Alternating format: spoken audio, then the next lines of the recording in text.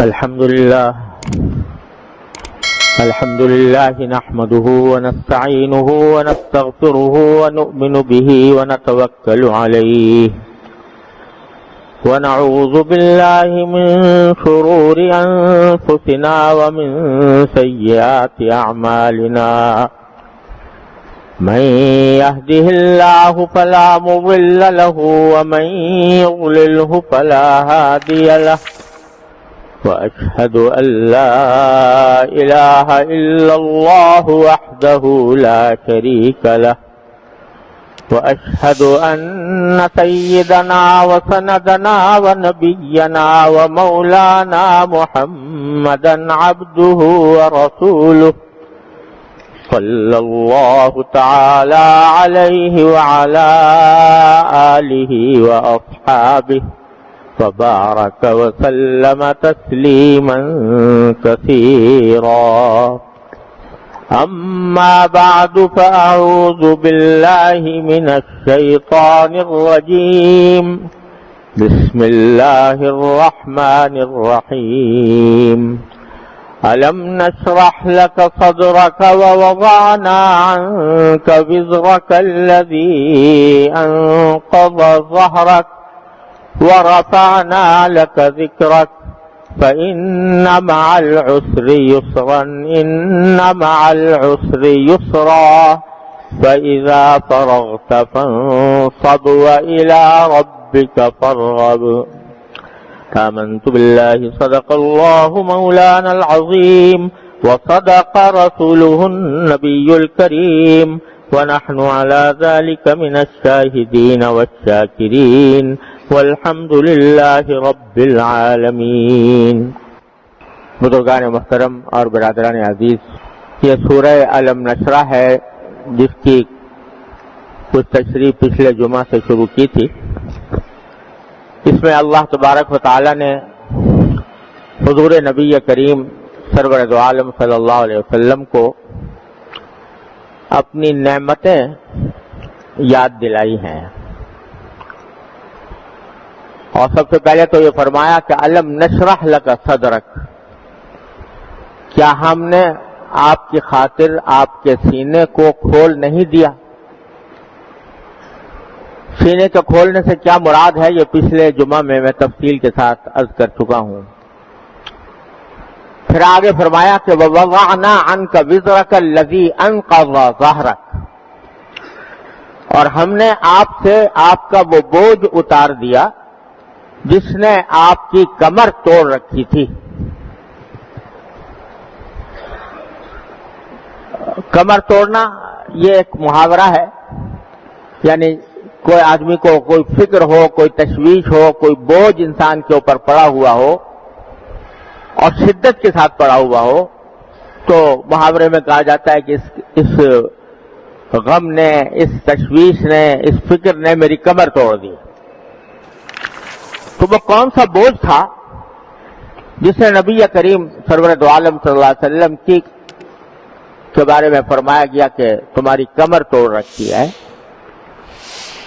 تو اس کی بہت سارے سرکار دو عالم صلی اللہ علیہ وسلم کے اوپر افکار تھے، بہت سے مسائل تھے، لیکن سب سے اہم اور سب سے زیادہ حضور اقدس صلی اللہ علیہ وسلم کے لیے بوجھ کی جو بات تھی وہ نبوت کی ذمہ داریوں کا بوجھ تھا، اور اس امت کی نجات، امت کو نجات دلانے کی کوششوں کا بوجھ تھا کہ جس ماحول کے اندر آپ دنیا میں تشریف لائے اور جس طرح آپ پر یہ ذمہ داری ڈالی گئی کہ وہ پوری دنیا جو کفر اور ضلالت میں ڈوبی ہوئی تھی اس کو ہدایت کے راستے پر لائیں اور اس کو جہنم سے نجات دلوائیں۔ اتنی بڑی ذمہ داری جو اس سے پہلے کسی پیغمبر پر نہیں آئی،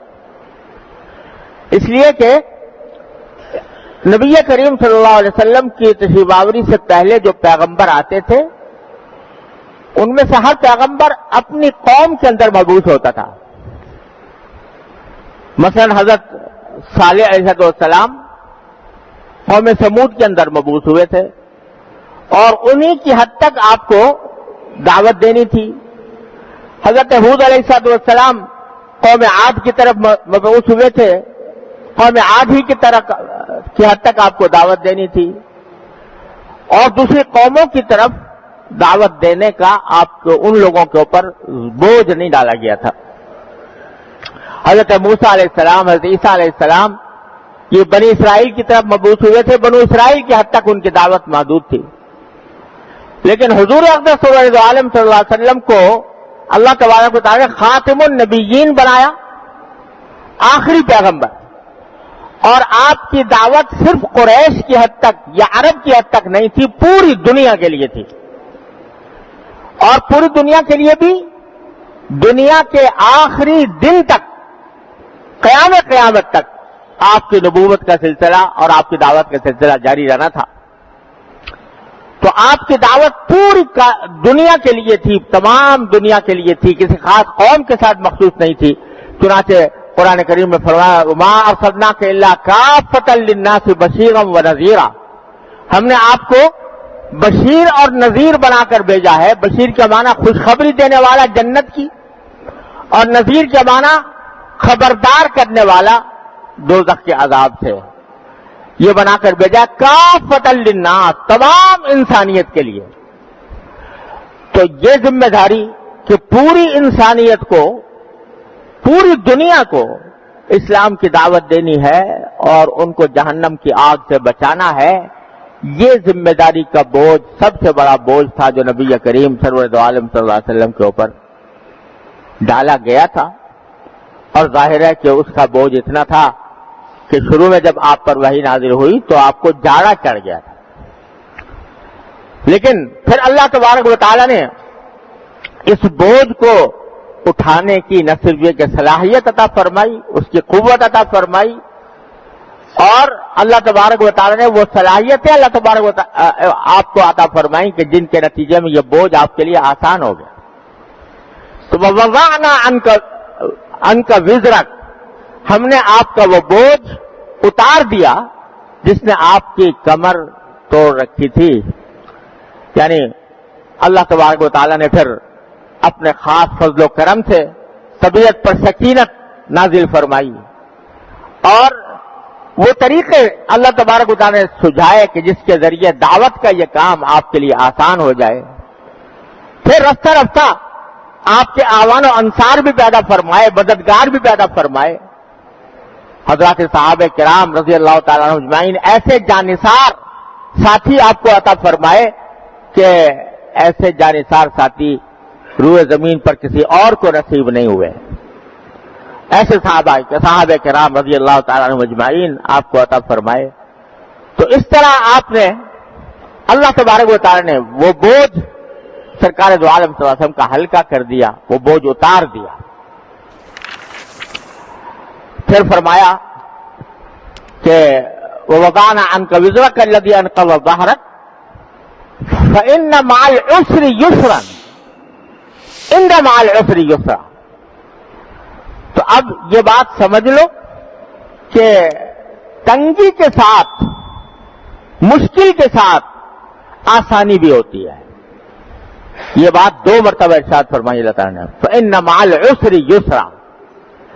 کہ ہر مشکل کے ساتھ ایک آسانی ہوتی ہے، ہر مشکل کے ساتھ ایک آسانی ہوتی ہے. یہ اللہ تبارک و تعالیٰ نے زور دے کر 2 مرتبہ یہ بات ارشاد فرمائی. اس میں دیکھنے کی بات یہ ہے کہ لفظ یہ استعمال فرمایا کہ مشکل کے ساتھ آسانی. ساتھ کے معنی 2 ہوتے ہیں. ایک تو یہ کہ جس وقت مشکل آ رہی ہے اسی وقت آسانی بھی ہے، اور محاورے میں بعض اوقات یہ بھی کہا جاتا ہے کہ مشکل کے بعد اگر آسانی آ جائے تو مشکل کے ساتھ ہی آسانی بھی آ گئی. دونوں باتیں یہاں پر مقصود ہیں. ایک تو جس وقت مشکل آ رہی ہوتی ہے، کوئی پریشانی، کوئی صدمہ، کوئی غم انسان کے اوپر طاری ہوتا ہے، تو اللہ تبارک و تعالیٰ کی طرف سے عین اس صدمے کے وقت میں بھی اور عین اس غم اور پریشانی کے وقت میں بھی بہت سی باتیں ایسی ہوتی ہیں کہ اگر انسان ان پر غور کرے تو وہ آسانی کا سبب بن جاتی ہیں، اس مشکل کو آسان کر دیتی ہیں۔ مگر ہم چونکہ بے صبرے واقع ہوئے ہیں، اس واسطے اگر ذرا بھی کوئی تکلیف آ جاتی ہے تو انسان اس تکلیف کو لے بیٹھتا ہے، اور اس تکلیف کے ساتھ ہی اللہ تبارک و تعالیٰ کی جو بے شمار نعمتیں ہیں ان کو بھول جاتا ہے۔ تو اس کا نتیجہ یہ ہے کہ اس چھوٹی سی تکلیف کے اوپر آدمی شکوہ کرنے لگتا ہے، اس چھوٹی سی تکلیف کو لے بیٹھتا ہے، اس کو اپنے لیے پریشانی کا سبب بنا دیتا ہے، نعمتوں کو بھول جاتا ہے۔ مثال اس کی یہ ہے، ایک ادنا سی مثال، کہ مثلا بیماری آئی، کوئی بیماری، اور اس بیماری کے اندر تکلیف ہے، کوئی درد ہے، کوئی پریشانی ہے، بخار چڑھ گیا ہے یا کوئی اور بیماری لاحق ہو گئی ہے، تو بے شک یہ تکلیف تو ہے، مشکل تو ہے، لیکن اگر انسان غور کرے تو ہر انسان کو اس مصیبت میں، اس تکلیف میں بے شمار نعمتیں بھی میسر ہوتی ہیں۔ مثلا بخار چڑھا ہوا ہے، اب آدمی تو اسی بخار کو لے کے بیٹھ گیا کہ مجھے بخار چڑھ گیا، لیکن اگر دیکھے تو جسم کے سارے اعضاء ٹھیک ٹھیک کام کر رہے ہیں، آنکھیں صحیح طریقے سے دیکھ رہی ہیں، کان صحیح طریقے سے سن رہے ہیں، زبان سے کے اندر بولنے کی طاقت موجود ہے، تو اس خاص بیماری کے ساتھ ہی اللہ تبارک و تعالیٰ نے بے شمار نعمتیں بھی دے رکھی ہیں۔ آدمی اگر یہ تصور کرے کہ بخار بھی ہے، بخار ہے، لیکن اگر بخار کے ساتھ مجھے بینائی کی طاقت نہ ہوتی، مجھے بولنے کی طاقت نہ ہوتی، میرے سننے کی طاقت نہ ہوتی، تو میرا کیا حال بنتا؟ لیکن اللہ تبارک و تعالیٰ نے اپنے فضل و کرم سے یہ ساری صلاحیتیں میری بحال رکھی ہوئی ہیں۔ اگر آدمی یہ غور کرے تو اس کو پتہ چلے کہ اسی ایک مشکل کے ساتھ کتنی آسانی اللہ تعالیٰ نے عطا فرما رکھی ہیں۔ میرے والد ماجد قدس اللہ تعالیٰ سرہ کے استاد سے حضرت مولانا سید اصغر حسین صاحب رحمۃ اللہ علیہ، حضرت میاں صاحب کے نام سے مشہور تھے، بڑے ولی اللہ بزرگ تھے۔ ایک مرتبہ وہ بیمار ہو گئے، بخار بہت شدید تھا، میرے والد رحمۃ اللہ علیہ ان کی عیادت کے لیے تشریف لے گئے، تو جا کر پوچھا کہ حضرت کیسے مزاج ہے؟ بخار میں جل رہے تھے حضرت اس وقت، تو پوچھا حضرت کیسے مزاج ہے؟ تو فرمایا بھائی اللہ تعالیٰ کا شکر ہے میری آنکھیں ٹھیک کام کر رہی ہیں، اللہ تعالیٰ کا شکر ہے میرے کان ٹھیک کام کر رہے ہیں، اللہ تعالیٰ کا شکر ہے میری زبان ٹھیک کام کر رہی ہے، اللہ تعالیٰ کا شکر ہے کہ میرا دل صحیح کام کر رہا ہے، اللہ تعالیٰ کا شکر ہے جگر ٹھیک محفوظ ہے، البتہ بخار ہو گیا، دعا کرو اللہ تعالیٰ وہ بھی دور فرما دیا۔ یہ ہے ایک مومن کی بات کہ پہلے جتنی نعمتیں تھیں ان کا استحضار کیا، ان کے اوپر توجہ دی، ان پر اللہ تعالیٰ کا شکر ادا کیا، اور پھر ساتھ میں اس کے بعد تکلیف کا ذکر کیا، بے شک یہ تکلیف ہے، دعا کرو کہ اللہ تعالیٰ وہ بھی ظاہر فرما دے۔ یہ ان مع العسر یسرا، کہ اس تنگی کے ساتھ، مشکل کے ساتھ آدمی تصور کرے تو اللہ تعالیٰ کی طرف سے آسانی کے کتنے اسباب۔ پھر یہ دیکھو کہ اگر کوئی شخص بیمار ہو جائے اور تیماردار کوئی نہ ہو، پیسے اتنے نہ ہو کہ علاج کرا سکے، کوئی ہمدردی کا کلمہ کہنے والا موجود نہ ہو، تو کتنی وہ بیماری شدید ہو جائے۔ لیکن اگر بیماری ہے لیکن ہمدرد تیماردار بھی موجود ہے، ہمدرد معالج موجود ہے، ڈاکٹر یا طبیب موجود ہے جو علاج کرنے، دوا موجود ہے کہ وہ کھا رہا ہے، تو اس تنگی کی حالت میں بھی اللہ تعالیٰ نے کتنے اسباب آسانی کے پیدا فرما رکھے ہیں۔ یہ میں نے ایک چھوٹی سی مثال دی ہے، دنیا کی ہر تکلیف میں اگر دیکھا جائے تو اللہ تبارک و تعالیٰ کی طرف سے ساتھ ہی ساتھ بہت ساری نعمتیں بھی موجود ہوتی ہیں۔ پھر ایک بات اور کہ مومن کے لیے یہ تصور کہ جو کچھ تکلیف مجھے پہنچ رہی ہے وہ اللہ تبارک و تعالیٰ کی حکمت اور مشیت سے پہنچ رہی ہے، اور اس تکلیف کے نتیجے میں میرے گناہ معاف ہو رہے ہیں، میرے درجے بلند ہو رہے ہیں۔ کیونکہ حدیث میں رسول اللہ صلی اللہ علیہ وسلم نے فرمایا کہ اگر کسی بندے کو کانٹا بھی چبھ جائے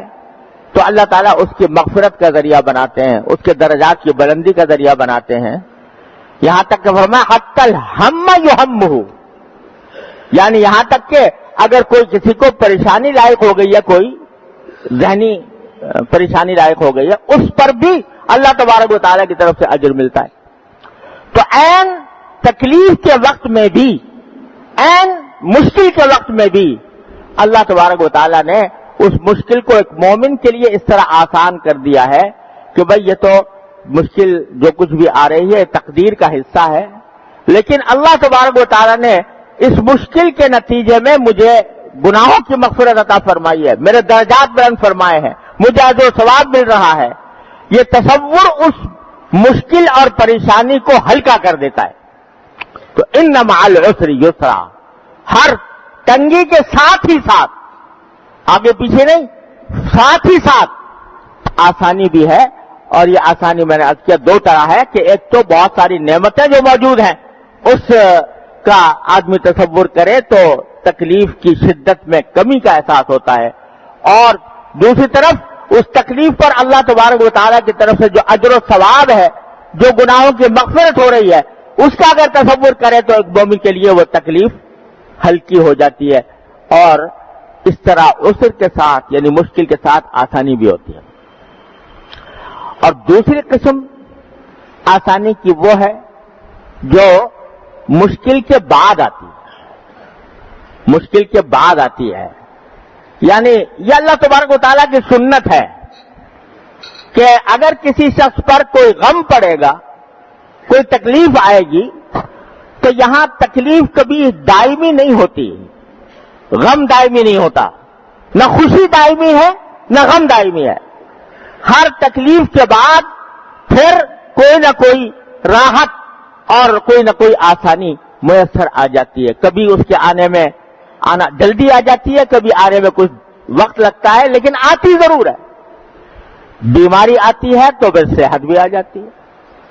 الا یہ کہ انسان کا وقت ہی ختم ہو گیا ہو تو دنیا ہی سے رخصت ہو جاتا ہے، لیکن اگر زندگی ہے